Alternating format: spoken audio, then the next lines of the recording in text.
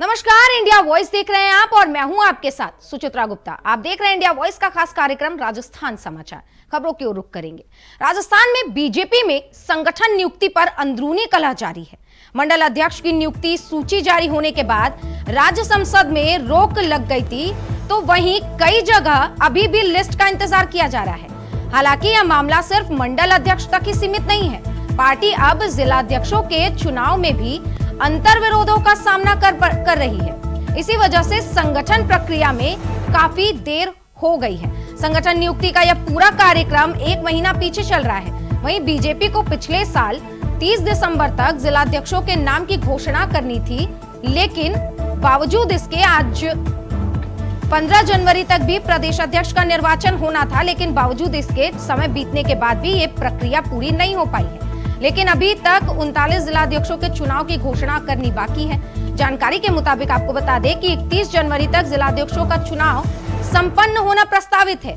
वहीं प्रदेश अध्यक्ष मदन राठौड़ अभी भी पुरानी टीम के साथ काम कर रहे हैं। उन्हें साल 2022 में यह जिम्मेदारी दी गई थी। ऐसे में उम्मीद ये जताई जा रही है कि आने वाले दिनों में वह अपनी टीम को और भी मजबूत कर सकते हैं। नियुक्ति को लेकर 2028 में विधानसभा और 2029 में होने वाले लोकसभा चुनाव के लिहाज से काफी अहम माना जा रहा है। जानकारी के मुताबिक आपको बता दें कि पार्टी ऐसे चेहरों को जिम्मेदारी सौंपना चाहती है जो आगामी चुनावों तक एक्टिव रहकर काम करे। साथ ही ऐसे नेताओं के नाम की भी छटनी होगी जिनके पास दोहरी जिम्मेदारी है। तो आपको बता दें, जल्द ही जिला अध्यक्षों की नियुक्ति की जाएगी और 31 जनवरी तक ये पूरी प्रक्रिया जो है वो प्रस्तावित है।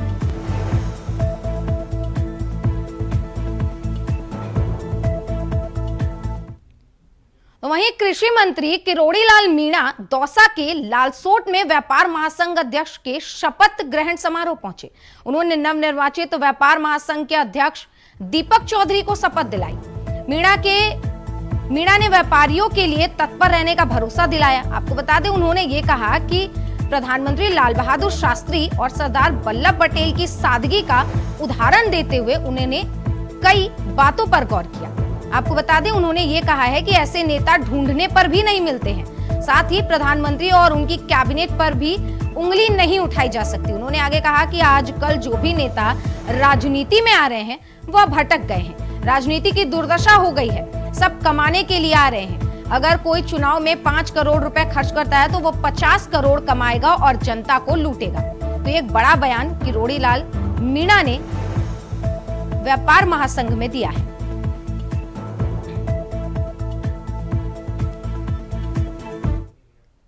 राजस्थान विधानसभा का सत्र 31 जनवरी से शुरू होगा। 19 फरवरी को प्रदेश का बजट पेश होना है। पेपर और पेपरलेस दोनों तरह से यह सत्र होने वाला है, जिसको लेकर विधानसभा स्पीकर वासुदेव देवनानी ने जानकारी दी। आपको बता दें कि भजन लाल सरकार का पिछला सत्र 6 अगस्त 2024 को खत्म हुआ था। विधानसभा का सत्र 6 महीने के अंदर बुलाना आवश्यक होता है, इसलिए फरवरी तक सत्र बुलाना सरकार के लिए बेहद जरूरी है। वहीं इस सत्र में सत्ता पक्ष और विपक्ष के बीच जोरदार मुकाबला देखने को भी मिल सकता है। तो 19 फरवरी को प्रदेश का बजट पेश होना है और 31 जनवरी से विधानसभा सत्र की शुरुआत होनी है।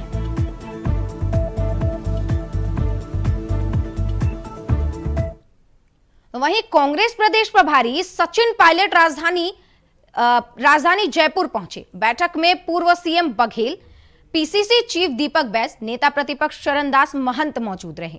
सचिन पायलट ने बीजेपी पर हमला करते हुए कहा कि बीजेपी ने संसद में अंबेडकर का अपमान किया है। आजादी में बीजेपी का कोई योगदान नहीं है। तो आपको बता दें, यह बड़ा बयान सचिन पायलट ने जयपुर पहुंचकर दिया, जहां उन्होंने बीजेपी पर बाबा भीमराव अंबेडकर के अपमान का आरोप लगाया।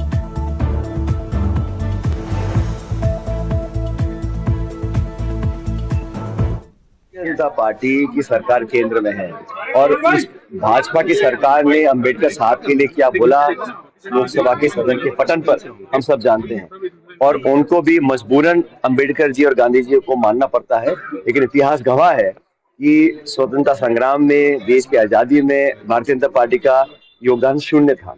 और आज भी सरकार किसी पार्टी की भी हो, लेकिन सदन और संविधान का जो मान सम्मान है वो हमेशा होता रहेगा। 10 साल से बीजेपी की सरकार केंद्र में है और लगातार हर संस्था को कमजोर करने का काम किया है। और ये मैं इसलिए नहीं कह रहा हूँ क्योंकि हम पॉलिटिकल ओपोनेंट्स हैं। सत्य है, हकीकत है कि हर संस्था को बजाय उसकी जड़ों को मजबूत करने के कमजोर किया गया। अगली खबर उदयपुर से है। उदयपुर जिले के कटावला मठ चांडव उदयपुर के महंत और विप्र फाउंडेशन के संरक्षक महंत हितेश्वरानंद सरस्वती महाराज को संत समाज ने प्रयागराज महाकुंभ में महामंडलेश्वर की उपाधि से विभूषित किया है। सनातन परंपरा में महामंडलेश्वर को शंकराचार्य के बाद दूसरा सबसे बड़ा पद माना जाता है। प्रयागराज महाकुंभ में पंचायती अखाड़ा महानिर्वाणी अखाड़ा ने महंत हितेश्वरानंद सरस्वती महाराज को महामंडलेश्वर की उपाधि से नवाजा। यह विधि विधान के साथ संपन्न हुआ। महानिर्वाणी पीठाधीश्वर स्वामी विशोकानंद भारती और सर्व संतों की उपस्थिति में वैदिक मंत्रोच्चार के बीच दूध और गंगा जल से अभिषेक के बाद माला और चादर उड़ाकर हितेश्वरानंद सरस्वती महाराज का सम्मान किया गया और पट्टाभिषेक के बाद भव्य भंडारा का आयोजन भी किया गया। तो आपको बता दें, महामंडलेश्वर की उपाधि से हितेश्वरानंद सरस्वती महाराज को नवाजा गया है।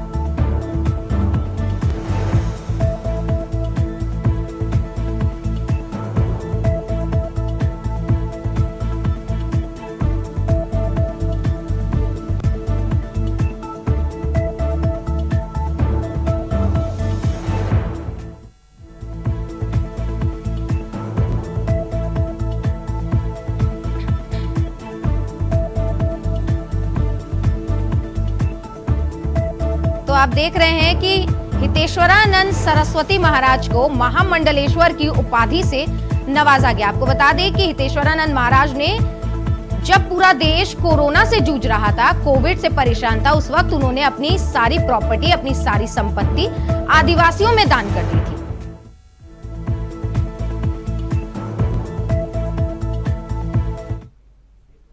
वहीं अगली खबर जयपुर से है, जहां विधानसभा नेता प्रतिपक्ष टीकाराम जूली ने उज्जैन पहुंचकर बाबा महाकाल की विधि विधान के साथ पूजा अर्चना की और मंत्र का जाप किया। आपको बता दें, नेता प्रतिपक्ष टीकाराम जूली ने इस दौरान कहा कि बाबा के दर्शन करना एक अद्भुत और दिव्य अनुभव रहा। जूली ने यह भी बताया कि उन्होंने इस पवित्र स्थल के दर्शन कर प्रदेश और देशवासियों की अमन, चैन, सुख, समृद्धि और खुशहाली की कामना की है। साथ ही महाकाल से आशीर्वाद भी प्राप्त किया है और उन्होंने कहा कि हम सबके जीवन में समृद्धि बनी रहे और हम सब सशक्त बनकर उभरे, ये कामना मैंने बाबा महाकाल से की है। तो टीकाराम जूली ने उज्जैन पहुंचकर महाकाल का आशीर्वाद लिया और विधि विधान से पूजा अर्चना की। इस दौरान उन्होंने प्रदेश और देश के सुख, शांति, अमन, चैन और बनाए रखने के लिए महाकाल से प्रार्थना भी की।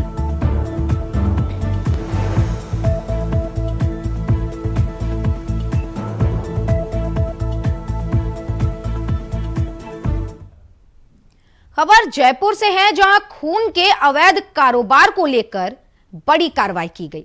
दरअसल नाकाबंदी में एक गाड़ी से 250 यूनिट से ज्यादा अवैध रूप में ब्लड बरामद किया गया। ये ब्लड वही है जो अस्पतालों में पहुंचाया जाता है ताकि जरूरतमंदों को दिया जा सके। आपको बता दें कि अवैध रूप से दूसरे शहरों और राज्यों में यह ब्लड सप्लाई किया जा रहा था। तो ये गोरख धंधा जो ब्लड सप्लाई को लेकर चल रहा था, इसका भंडाफोड़ हुआ है। गाड़ी में 3 लोग सवार थे और पुलिस ने तीनों को गिरफ्तार कर लिया है। वहीं पुलिस आगे की कार्रवाई में लगी हुई है कि ये ब्लड कहां से सप्लाई किया जा रहा था, कहां पहुंचाया जाना था और आखिर इस अवैध कारोबार के पीछे किसका हाथ है। तो आपको बता दें, जयपुर में ये एक बड़ा मामला सामने आया, जहां अवैध रूप से ब्लड की सप्लाई की जा रही थी और पुलिस ने नाकाबंदी के दौरान एक गाड़ी पकड़ी जिसमें से 250 यूनिट अवैध ब्लड पाया गया। आपको बता दें, ये वही ब्लड है जो अस्पतालों में पहुंचाया जाता है ताकि जरूरतमंद मरीजों को ब्लड दिया जा सके।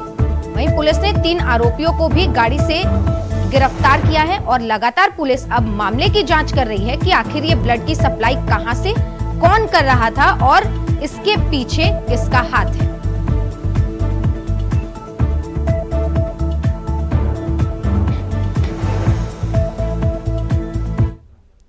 वहीं बयाना से 2 दिन पहले लापता हुए 4 बच्चों का जो है वो सुराग नहीं मिल पा रहा है। बच्चों के पिता का हो रहा है बुरा हाल। आपको बता दें 4 बच्चे गायब हैं, लापता हैं 4 बच्चे, जिसके बाद से लगातार मामले की जांच की जा रही है। पुलिस से भी गुहार लगाई है बच्चों के पिता ने। खबर ये बयाना से है, जहां 2 दिन पहले 4 मासूम बच्चे लापता हो गए थे, जिनका अब तक कोई सुराग नहीं मिला है। वहीं पिता का हाल रो रो कर बेहाल है और इन बच्चों की मां का 5 महीने पहले ही देहांत हो गया था। पीड़ित पिता ने पुलिस में रिपोर्ट तो दर्ज करवाई है। वहीं ये भी बताया जा रहा है कि पुलिस को अब तक 4 बच्चों का कोई सुराग नहीं मिला है। आपको बता दें कि ये बच्चे करीब 12 बजे घर से अचानक निकले थे, उसके बाद से इनका कोई पता नहीं है। पुलिस लगातार तलाश में जुटी हुई है। खबर यह भी है कि बच्चों की मां का देहांत लगभग 5 महीने पहले हो गया था। वहीं पिता लगातार पुलिस से गुहार लगा रहे हैं, प्रशासन से गुहार लगा रहे हैं कि 4 बच्चों को जल्द से जल्द ढूंढा जाए। वहीं पुलिस को इस मामले पर अब तक कोई सुराग नहीं मिला है। सबसे बड़ा सवाल उठता हुआ ये नजर आ रहा है कि बयाना से 4 बच्चे गायब हुए और उनका अब तक कोई सुराग नहीं मिला है। बड़ी लड़की है 12 साल की और एक लड़का है 10 साल का और एक लड़की मेरी 5 साल की है और एक 2.5 साल की है। वो 2 दिन से लापता हैं। मैंने पुलिस में भी रिपोर्ट करा दी है, लेकिन अभी तक कोई अता पता नहीं चला है। मेरे बच्चे किसी को कहीं नज़र आए तो मेरा मोबाइल नंबर 9783031046 है। कृपा करके मुझे फ़ोन करें। आप लोगों के सहयोग से मेरे बच्चे बच सकते हैं। तो राजस्थान समाचार में वक्त हो चला है एक छोटे से ब्रेक का, जल्द लौटते हैं। ब्रेक के बाद राजस्थान समाचार में एक बार फिर से आप सभी का बहुत स्वागत है। खबरों की रुख करेंगे। खबर जयपुर से है, जहां पूर्व केंद्रीय मंत्री और बीजेपी के वरिष्ठ नेता सुभाष महरिया ने कांग्रेस के प्रदेश अध्यक्ष गोविंद सिंह डोटासरा के दिए गए बयान की कड़ी निंदा करते हुए कहा है कि संविधान के पावन पर्व के अवसर पर डोटासरा ने बीजेपी प्रदेश अध्यक्ष सहित अन्य नेताओं पर अमर्यादित भाषा का प्रयोग करने की सारी हदें पार कर दी हैं। आपको बता दें, उन्होंने कहा है कि डोटासरा को संविधान की बात करने से पहले यह सोचना चाहिए कि देश में इमरजेंसी किसने लगाई। पूरा देश जानता है कि कांग्रेस ने हमेशा परिवारवाद की राजनीति की है। तो आपको बता दें कि डोटासरा के बयान पर कड़ी निंदा की गई है, जहां पर एक बार फिर से कांग्रेस पर परिवारवाद का आरोप लगाते हुए वरिष्ठ नेता सुभाष गहरिया सामने आए। संविधान के पावन पर्व के अवसर पर कांग्रेस के प्रदेश अध्यक्ष गोविंद सिंह डोटासरा ने भारतीय जनता पार्टी के नेताओं पर अमर्यादित भाषा का इस्तेमाल करके सारी हदें पार कर दी हैं। संविधान की बात करने से पहले ये सोचने की आवश्यकता है कि इमरजेंसी किसने लगाई, परिवारवाद की राजनीति कांग्रेस ने की या किसी और ने की। ये सब बातें पूरा देश अच्छे से जानता है। आदरणीय प्रदेश अध्यक्ष मदन राठौड़ जी पार्टी के वरिष्ठ नेता हैं, विधायक रहे हैं, मेंबर ऑफ पार्लियामेंट हैं और बहुत बड़े अनुभव वाले हैं।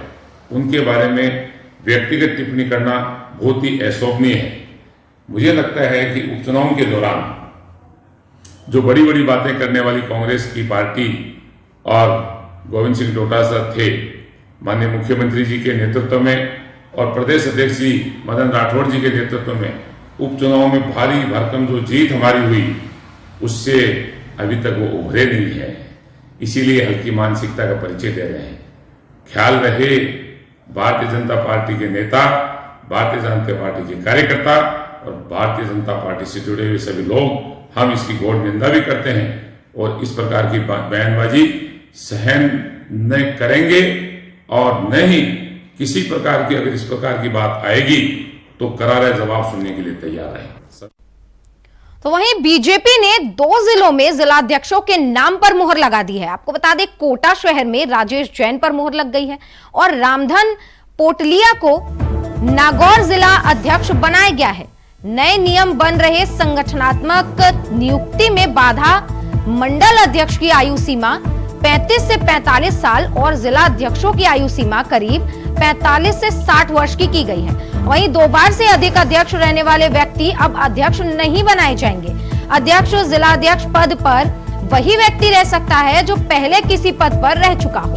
इन सब नियमों की वजह से संगठन विस्तार में देरी होनी बताई जा रही है। वहीं विधायकों की एक नाम पर सहमति नहीं होना भी जिला अध्यक्षों के नाम की घोषणा की देरी का कारण माना जा रहा है। तो आपको बता दें, 2 जिला अध्यक्षों के नाम की घोषणा कर दी गई है। हालांकि अभी जो बाकी जिला अध्यक्षों के नाम पड़े हैं उन पर विस्तार से चर्चा बाकी है। बीजेपी में लगातार संगठनात्मक जो नियुक्तियां हैं उसका दौर चल रहा है। पहले मंडल अध्यक्ष, फिर जिला अध्यक्ष और उसके बाद प्रदेश अध्यक्ष की नियुक्ति होनी बाकी है। जहां मंडल अध्यक्ष की कुछ लिस्ट जारी हो चुकी है और कुछ पर रोक लगा दी गई है। वहीं जिला अध्यक्षों को लेकर मंथन लगातार चल रहा है। करीब 5 जिलों में बीजेपी द्वारा लिस्ट जारी कर दी गई है और आज वहीं 2 जिलों में और बीजेपी द्वारा जिला अध्यक्षों की नियुक्ति की गई है। कोटा से राकेश जैन के नाम पर बीजेपी प्रदेश अध्यक्ष ने मोहर लगाई है। वहीं बात करें नागौर से रामधन पौटलिया के नाम पर भी सहमति बनी है और आज बीजेपी प्रदेश अध्यक्ष मदन राठौड़ ने इन नामों की घोषणा करी है। बता दें 31 जनवरी तक ये जो जिला अध्यक्ष है उनके कंप्लीट होने के चांसेस बताए गए हैं और बीजेपी की तरफ से कहा गया है कि 31 जनवरी तक इन नामों को कंप्लीट कर लिया जाएगा। जहां तक है जिला अध्यक्ष की लिस्ट पूरी हो जाएगी, उसके बाद प्रदेश अध्यक्ष के जो चुनाव है वो होने हैं और उसको जारी की जाएगी। जिस प्रकार इस बार संगठन में 1 महीने की लगातार देरी हो रही है, उसका कारण जो इस बार संगठन में नियुक्तियां हो रही है वो पूरे नियमों से करवाई गई है। इस बार अगर मंडल अध्यक्षों की बात की जाए तो 35 से 45 वर्ष की आयु सीमा रखी गई है। वहीं जिला अध्यक्षों की बात करें तो 45 से 60 वर्ष की आयु सीमा रखी गई है। इसी वजह से भी दांवपेच फंसते हुए नजर आए हैं और नामों में देरी हो रही है। वहीं बात की जाए और कुछ जो रूल्स है वो भी इसमें आड़े आ रहे हैं। जहां तक 2 बार लगातार अध्यक्ष रह चुका है उसको अध्यक्ष के चुनाव लड़ने की अनुमति नहीं है। वहीं बताया जा रहा है कि लगातार जो विधायक और मंत्री है उनके दबावों के कारण भी इस लिस्ट में देरी होना बताया जा रहा है। ज्योति गुप्ता। तो इसी खबर पर तमाम जानकारी के साथ हमारी सहयोगी ज्योति गुप्ता हमारे साथ जुड़ गई हैं। ज्योति, आज 2 जिला अध्यक्षों के नाम की घोषणा कर दी गई है, वहीं बाकियों के नाम आने अभी सामने बाकी हैं। क्या कुछ है पूरा मामला, विस्तार से बताएं। बिल्कुल सुचिता, जिस प्रकार संगठनात्मक नियुक्तियों में देरी हो रही है वहीं आज बहुत बड़ी खबर सामने आ रही है कि काफी हद तक आज शाम तक भी मंडल अध्यक्षों से लेकर जिला अध्यक्षों की जो लिस्ट है वो पूरी आज जारी हो सकती है और बीजेपी में एक संगठन पर्व मनाया जा सकता है। ज्योति, ये बताइए कि जैसे लगातार देरी होती जा रही है, 1 महीने पहले ये चुनाव होने थे लेकिन अब 1 महीने पीछे चल रहे हैं। 31 तारीख तक का समय दिया गया है, क्या कुछ उम्मीद है, क्या ये 31 तारीख तक प्रोसेस पूरा हो जाएगा? बिल्कुल, जिस प्रकार 1 महीने से भी लंबा समय गुजर चुका है, चुनाव प्रक्रिया कंप्लीट हो जानी चाहिए थी, लेकिन बीजेपी डिसाइड नहीं कर पा रही है। पहले मंडल अध्यक्षों को लेकर दाव फंसता हुआ नजर आ रहा था, वहीं अब जिला अध्यक्षों में भी यही स्थिति साफ नजर आ रही है। जहां तक है 31 जनवरी तक नामों की घोषणा होना बिल्कुल संभव बताया जा रहा है क्योंकि उसके बाद जिला अध्यक्ष की भी नियुक्ति होगी। ज्योति, ये बताइए कि क्या कुछ देरी के कारण है, क्योंकि जैसे नियमों में लगातार बदलाव किया जा रहा है, तो क्या कुछ नियमों में बदलाव किया गया है जो देरी का कारण बन रहे हैं?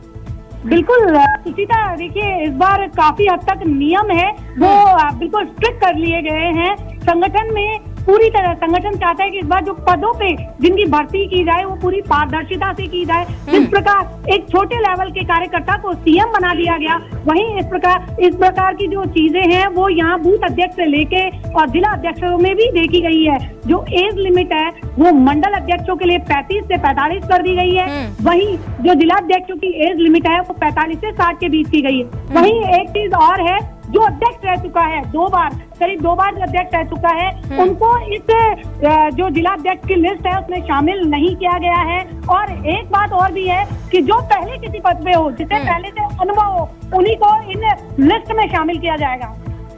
ज्योति, आज 2 जिला अध्यक्षों के नाम की घोषणा हुई है, मैं आपसे जानना चाहूंगी कि और कितने जिले बाकी हैं जहां अध्यक्षों की नियुक्ति होनी अभी बाकी है?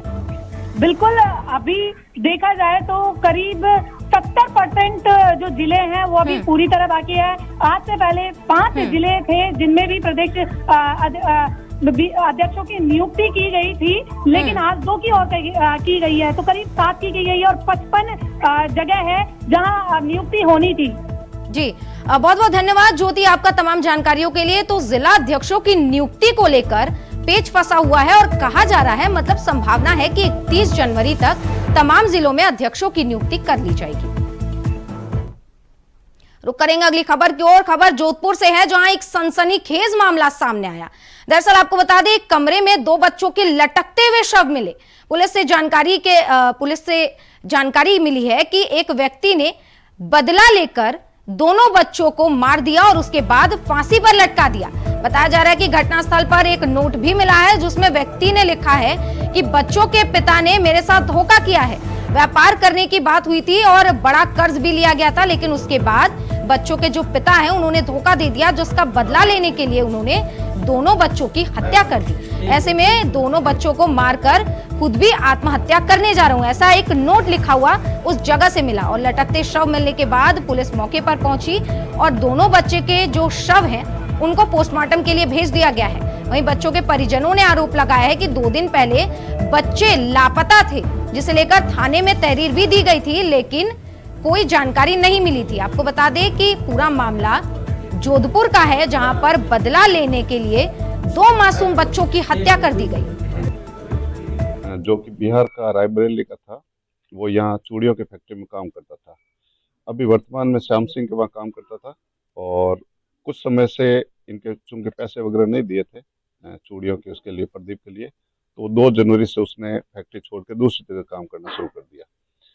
इस दौरान वो वहीं रहता था दूसरी फैक्ट्री में। तो दोनों बच्चे हैं जो स्कूल जा रहे थे, तो चूंकि पहले से ही परिचित था तो श्याम सिंह उनको घर ले गया और दोनों आज सुबह फंदे पे लटके हुए मिले। तो इससे अंदेशा है कि श्याम सिंह ने उनका मर्डर कर दिया। के हालात बता रहे हैं कि कमरे के अंदर बच्ची जो कि 13 साल की है और बच्चा जो कि 8 साल का है, वो दोनों फंदे पे लटके हुए थे और बाहर से ताला लगा हुआ था और उस किराए के मकान में वही रहता था श्याम सिंह।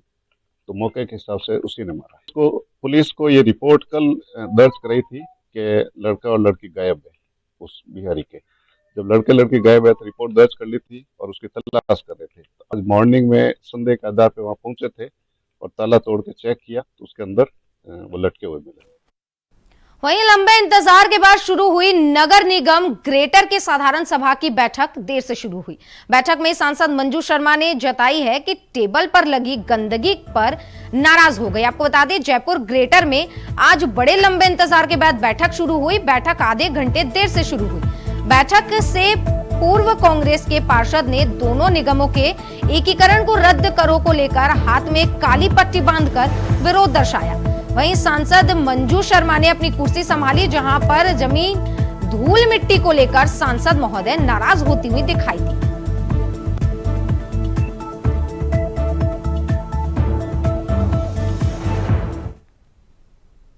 कोटा ग्रामीण की कनवास थाना पुलिस की ओर से शराब तस्करी के खिलाफ आज एक बड़ी कार्रवाई करते हुए करीब 25 लाख रुपए की आपको बता दें निर्मित अंग्रेजी शराब जब्त की गई है। 1031 शराब की पेटियां जब्त की गई हैं।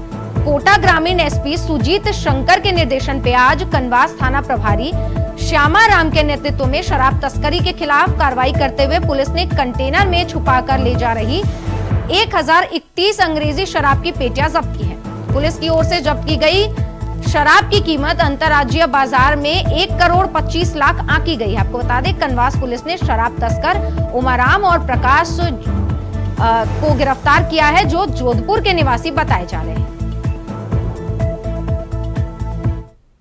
इसी के साथ राजस्थान समाचार में आज के लिए बस इतना ही। देश और दुनिया की खबरों के लिए आप बने रहिए इंडिया वॉइस के साथ। नमस्कार।